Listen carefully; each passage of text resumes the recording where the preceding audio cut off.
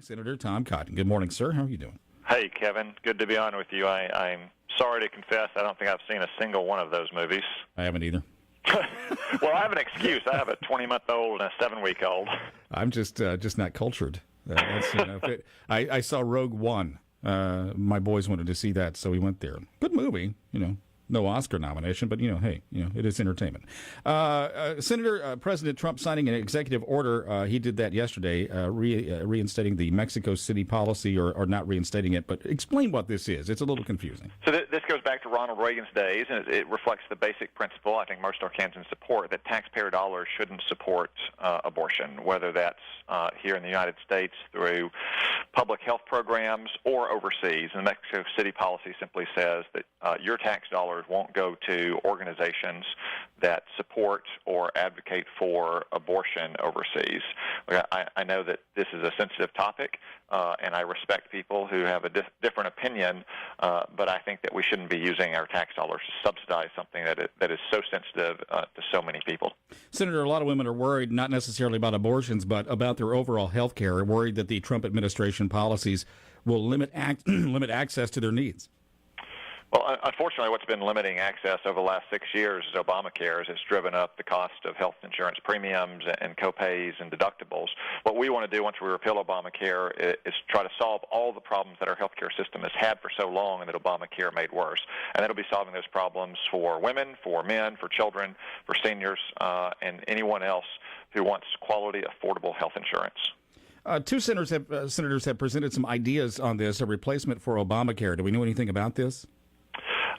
I believe that's Bill Cassidy and Susan Collins from Maine. I'll confess, Kevin, that I have not reviewed their legislation since we've been busy processing so many of the president's cabinet nominations. I respect Bill and Susan, work together with Susan in particular a lot. So we'll be reviewing that along with many other ideas as we move forward trying to solve all these problems that Obamacare has created in our healthcare system. Let's talk about that. Donald Trump cabinet picks are moving through the confirmation process. You made a statement about Mike Pompeo, the new head of the CIA. You sent out a press release on that. Mike Pompeo is one of my closest friends in the Congress. We met very early on. We traveled the world together because we sit on the House and Senate Intelligence Committees, and can't sit on those committees and do your job without traveling around the world.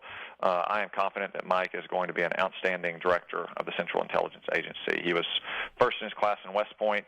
He was stationed on the Iron Curtain in the Cold War. He's been a successful businessman.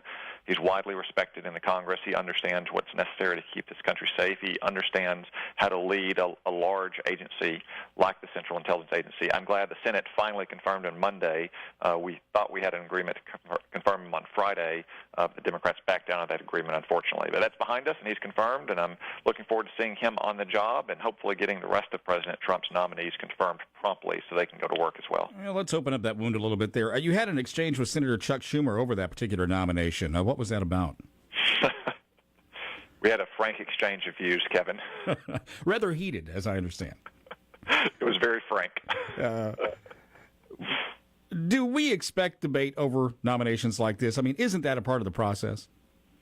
Yes, we should have thorough debate and vetting. I was particularly disappointed on Friday with Senator Schumer and Senator Wyden from Oregon, who is the main reason that we had to delay until Monday for three reasons. One, we had an agreement with Senator Schumer that we would have that vote on Friday, and he backed down on that agreement at the last moment.